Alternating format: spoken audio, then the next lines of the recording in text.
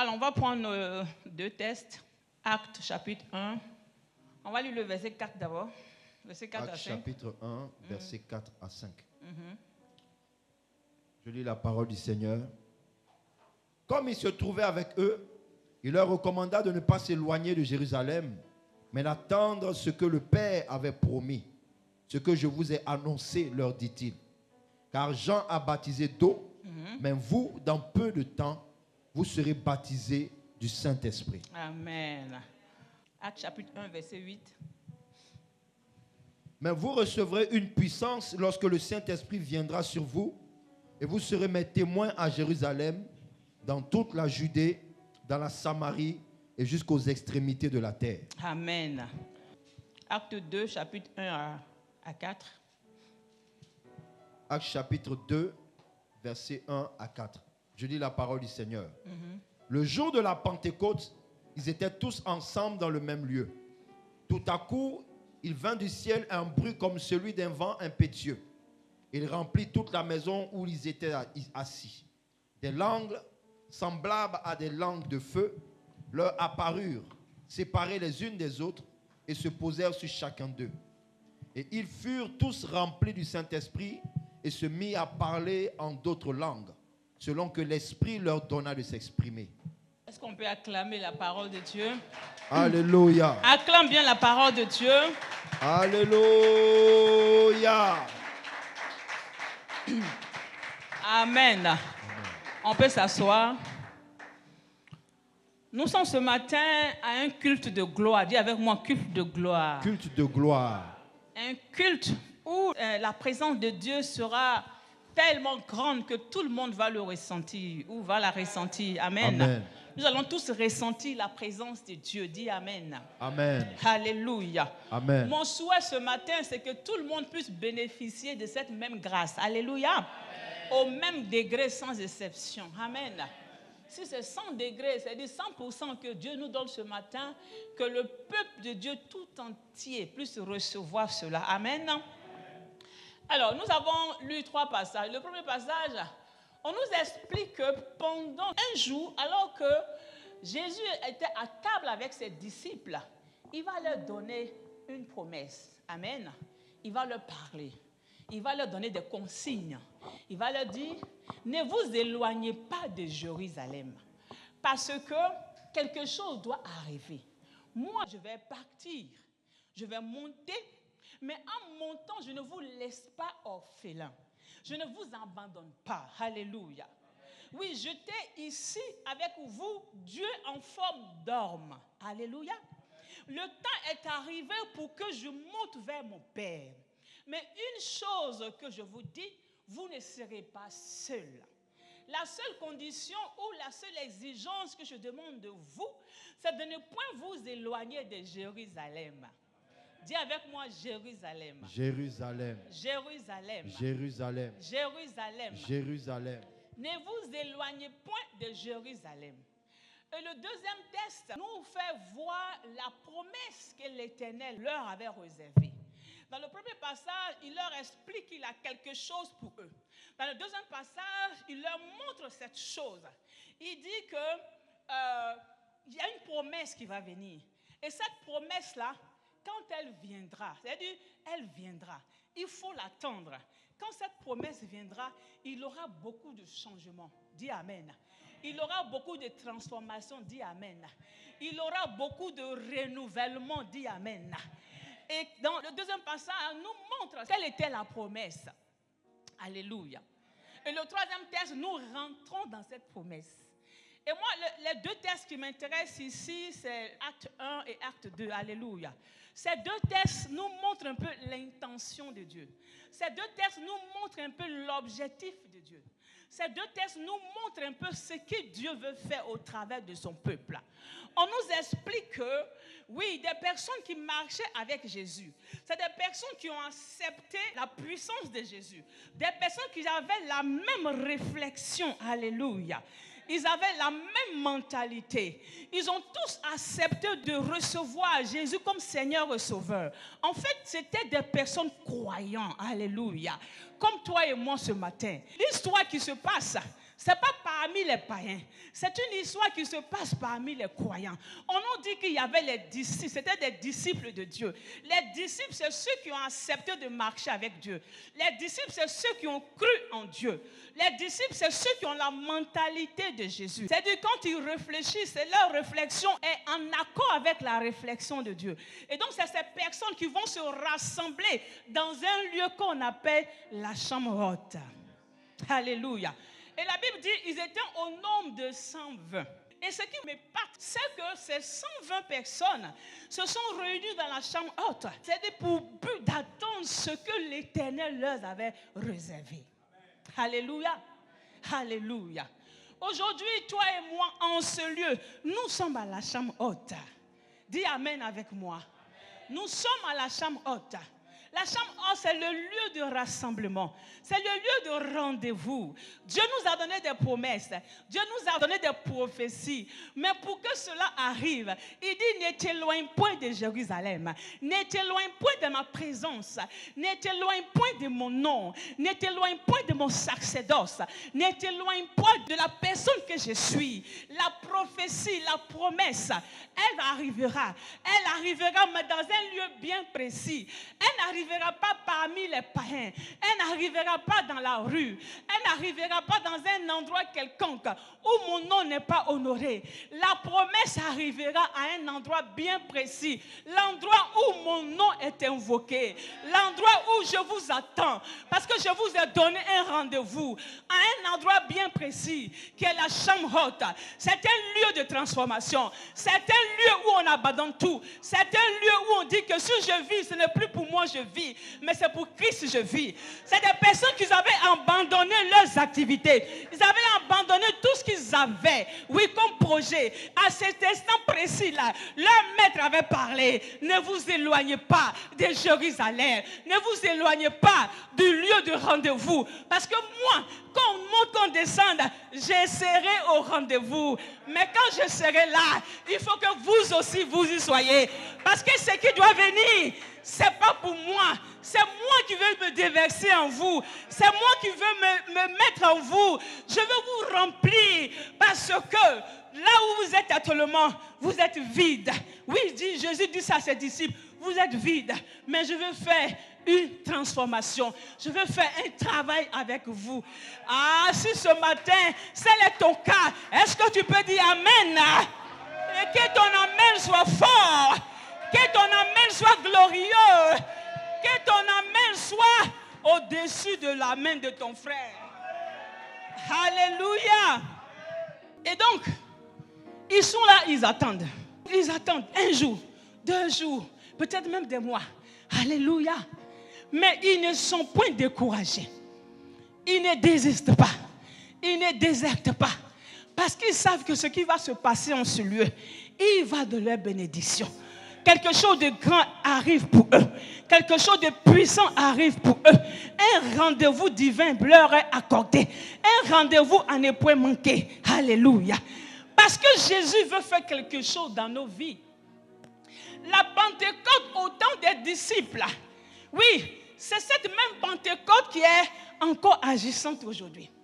La même manière que le peuple de Dieu s'attendait à Dieu et que leur attente a été avec un résultat béni, encore aujourd'hui, cette Pentecôte sera une bénédiction pour toi et moi. Dis Amen.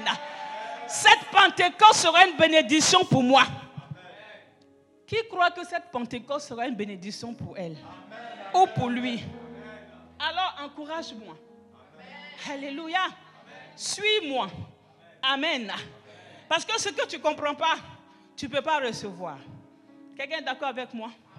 Si tu ne vois pas le cheminement, et puis quand on va arriver au moment où on doit recevoir, tu ne sais pas comment on est arrivé, puis on reçoit maintenant. Amen. Alléluia. Alléluia. Dieu a 2 buts. Quand il met ces 2 tests, il a 2 buts. Le Saint-Esprit, c'est quoi? Le Saint-Esprit, c'est l'Esprit de Dieu. Oui, l'Esprit de Dieu. Quand Jésus est monté, il y a la présence de Dieu qui est encore restée. Amen. Mais plus en forme humaine. On ne peut plus voir Jésus. Dans le temps, tu voulais voir Jésus, tu suis la Samarie, tu veux te déplacer pour aller à la Samarie. Alléluia. S'il était à Capernaum, on est obligé d'aller forcément à Capernaum pour le voir. Mais arrivé à un moment, oui, parce qu'il veut faire des grandes choses avec nous. Quand même il part, il monte au ciel en tant que Dieu fait homme. Il dit ne bouge pas. Parce que ce qui arrive est glorieux. Ce qui arrive est puissant. Ce qui arrive, personne ne pourra l'arrêter. Ce qui arrive, personne ne pourra voir où ça va se terminer. Ah, ce que je déclare ce matin, je prie que ce qui arrive, il y a un commencement dans ta vie, mais que personne ne puisse voir à quel moment ça va s'arrêter. Que personne ne puisse voir pour pouvoir arrêter cela. La gloire de Dieu qui arrive avec la présence du Saint-Esprit. Je déclare que cette gloire soit montante, montante, montante et que personne ne l'arrête. Ah, ton amen doit être fort. Ton amen doit être fort. Ton amen doit être fort. Ils sont dans la chambre haute. Et parmi eux, il y a des gens qui avaient des lacunes. Il y a des gens qui avaient des manques. Amen. Que ce soit dans leurs activités, que ce soit au niveau de ce qu'ils avaient comme profession ou bien ce qu'ils faisaient dans le temple. Mais il y avait des manquements. Ils n'étaient pas assis spirituellement ou ils n'étaient pas assez équipés. Alléluia. Et Jésus dit, ça c'est pas un problème. Oui, une chose c'est d'être choisi, mais une chose c'est d'être équipé. Alléluia. Le service pour lequel nous voulons faire là, si nous ne sommes pas équipés, ce service-là ne peut pas être fait comme il se doit. Il dit, j'ai vécu avec vous. J'ai vu vos capacités et vos limites. J'ai vu vos compétences et vos incompétences. Mais moi, je vais venir avec l'autre personne de Dieu qui va venir, va combler ses incompétences, va combler ses incapacités. Parce que j'attends de vous, c'est que vous soyez des disciples accomplis, c'est que vous soyez des chrétiens accomplis, c'est que vous soyez un peuple accompli, un peuple qui répond oui quand Dieu a besoin d'eux.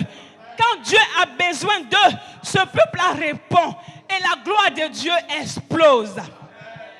On nous dit, ils sont restés là, en train d'attendre, espérant. Mais leur espérance n'est pas restée vide. Quand nous espérons en Dieu, forcément, le résultat est positif. La Bible dit, celui qui espère en l'Éternel ne sera jamais confus ni honteux. Je ne sais pas si ce matin, oui, tu avais espéré un temps et après tu as cessé d'espérer. Oh, reviens à ton premier amour, reviens à ton premier zèle. Je veux te dire que ton espérance ne sera pas sans résultat. Oui, dans cette chambre haute, on ne nous dit pas exactement combien de temps ils ont passé là-bas.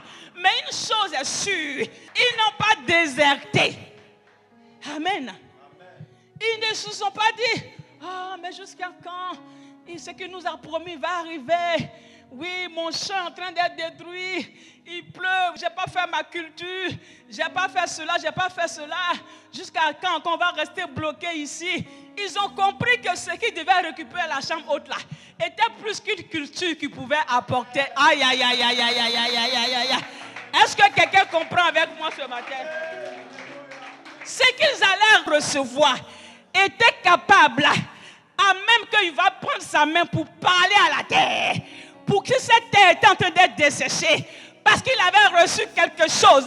Quand tu vas ordonner à la terre desséchée va s'éloigner et on va voir comme des fleuves d'eau vive qui vont assainir cette terre. Est-ce que quelqu'un me comprend ce matin? Est-ce que quelqu'un me comprend ce matin? Alors toi qui es là ce matin, pour le temps de la Pentecôte, je me réjouis pour toi. Alléluia. Je me réjouis pour toi. Moi, j'ai foi que tu ne retourneras pas de ce lieu tel que tu es venu. Si tu m'écoutes avec une oreille spirituelle, tu ne retourneras pas tel que tu es venu. Parce que ce lieu ce matin est quadrillé. Et dès l'instant où tu es en ce lieu, la gloire qui va exploser, elle ne te loupera pas. Cette gloire va te suivre. Et il y aura un changement, une opération divine. Oui, il y aura quelque chose qui va changer, qui va renaître de nouveau. On nous dit, dans la chambre haute, c'était des personnes qui avaient peur, des personnes qui avaient honte, des personnes qui étaient bloquées. Ils ne pouvaient pas sortir pour annoncer l'évangile. Parce qu'ils se disent, que vais-je dire? Ils ne peuvent pas être, c'est-à-dire dire ce que l'Éternel est capable de faire.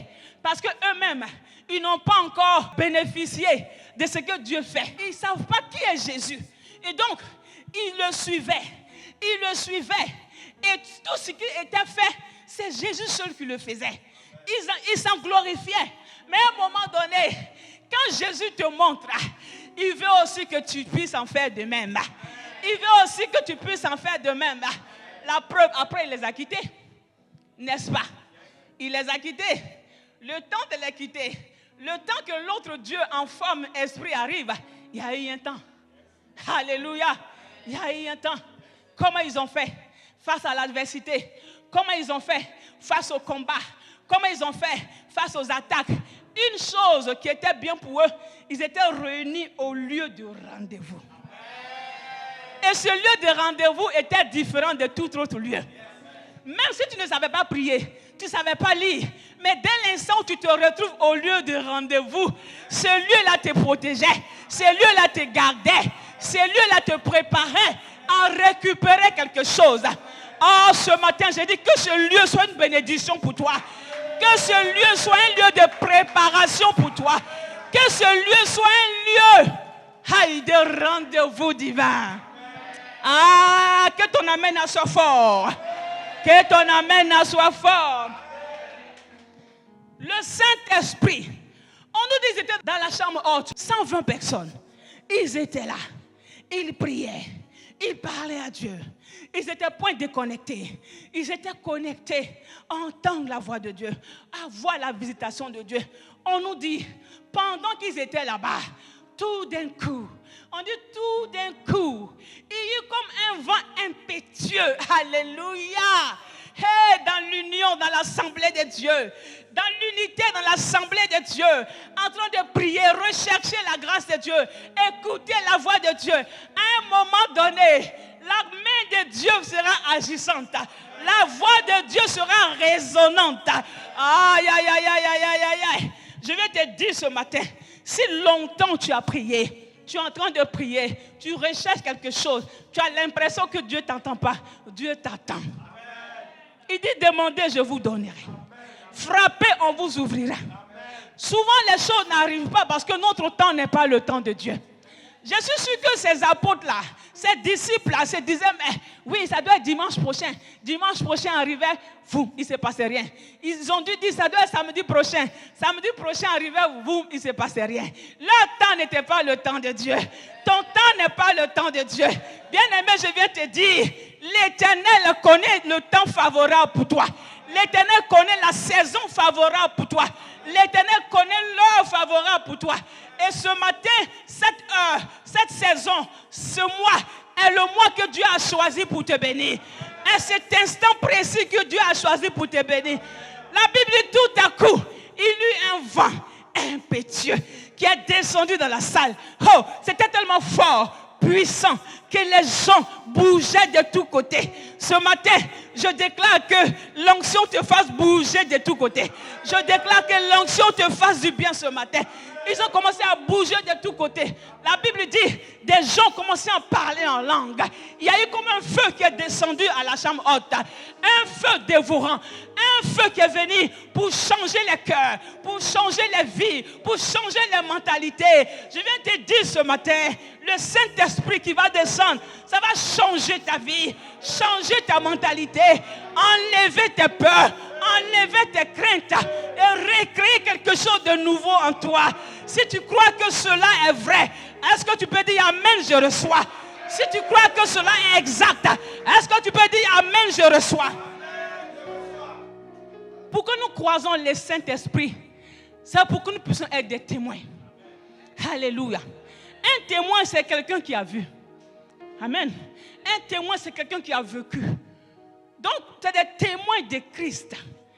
Nous devons être des témoins de Christ. Ce matin, le Saint-Esprit qui a descendu en toi, c'est pour que tu sois témoin de Christ. Il va te donner des capacités. Il va te donner du potentiel. Il va te donner, il va tailler les dons qu'il a mis en toi. Pour que ces dons soient compatible à l'assemblée des saints. Alléluia.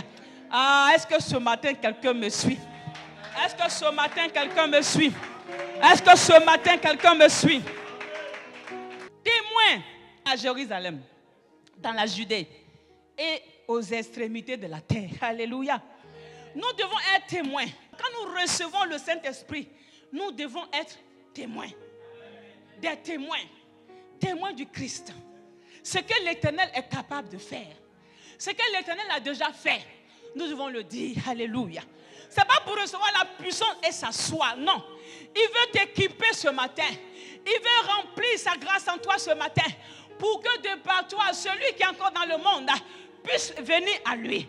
Celui qui ne l'a pas encore connu, de par toi, que cette personne puisse connaître le Seigneur.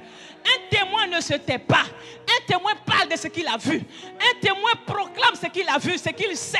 Il dit oui, cet homme-là, je le connais. Oui, il n'est pas ce qu'on dit. Oui, quand on vient amener quelqu'un à l'abattoir ou à une prison pour le condamner, on appelle des témoins.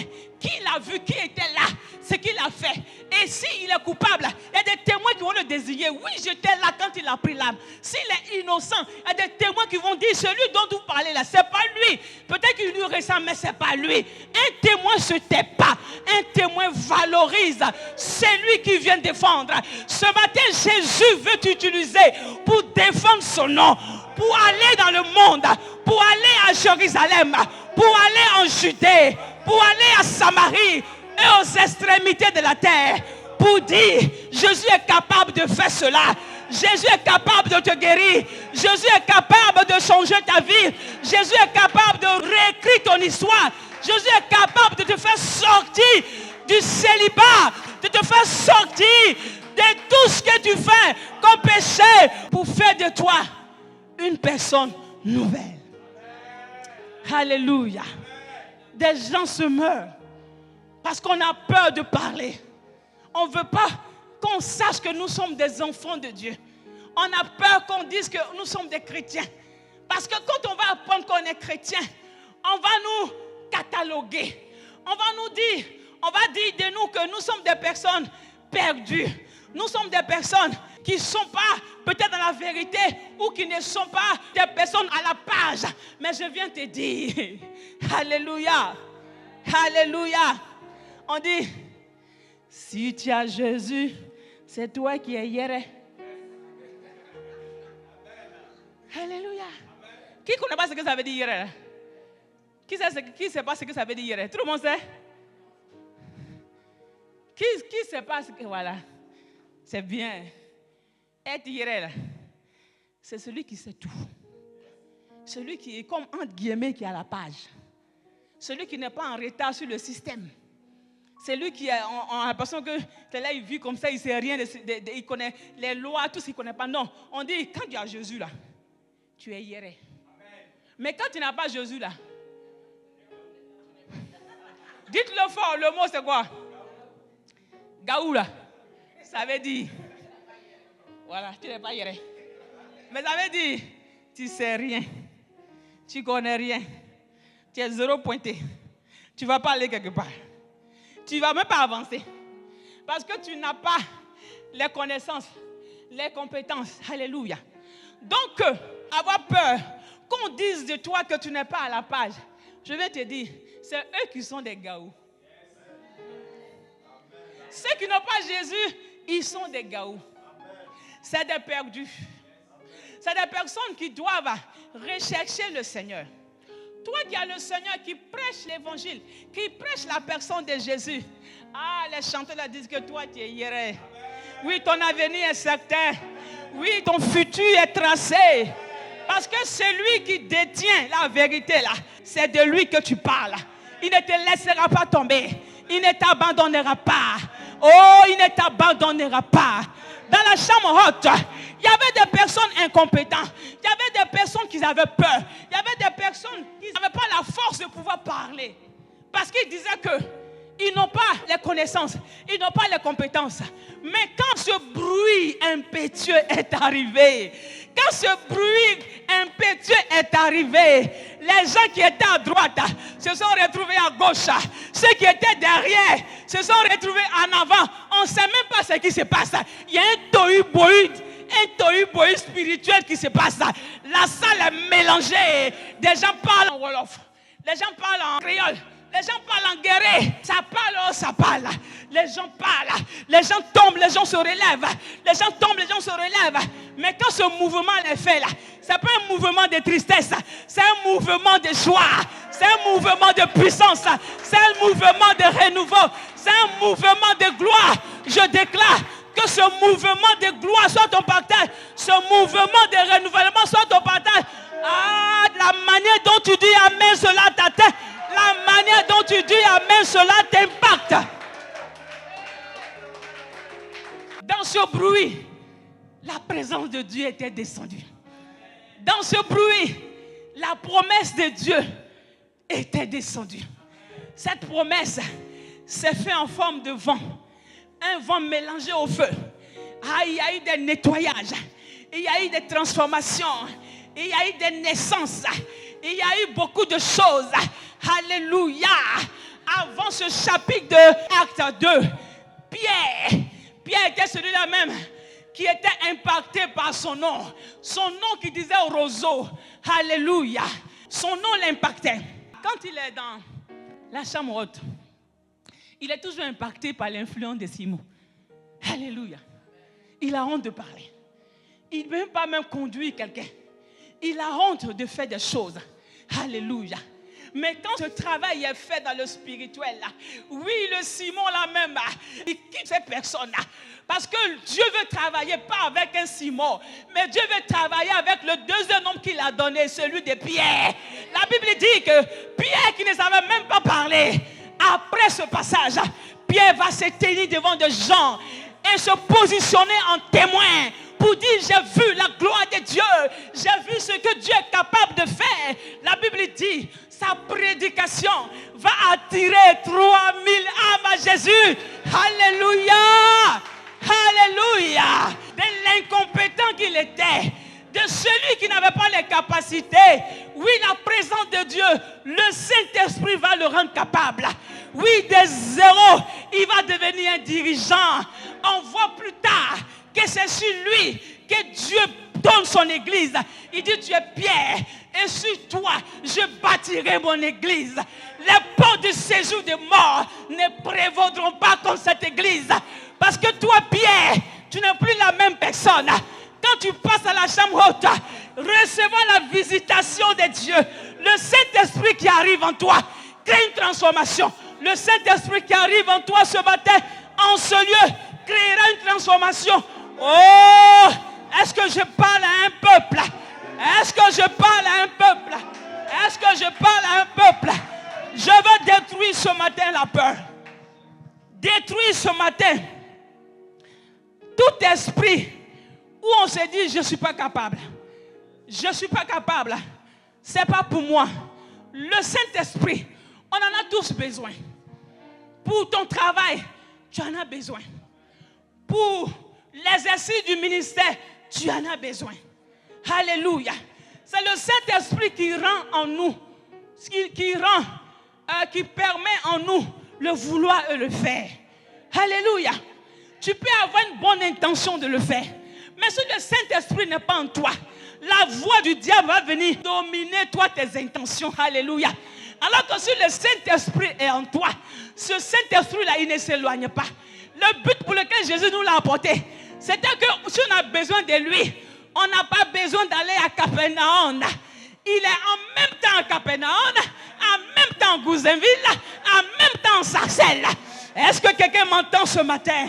C'est pour qu'il y ait 10 000 personnes qui ont le Saint-Esprit. Les 10 000 personnes aux différents endroits, le Saint-Esprit est avec eux. Ah! Ce matin, le Saint-Esprit est en ce lieu. Le Saint-Esprit est en ce lieu.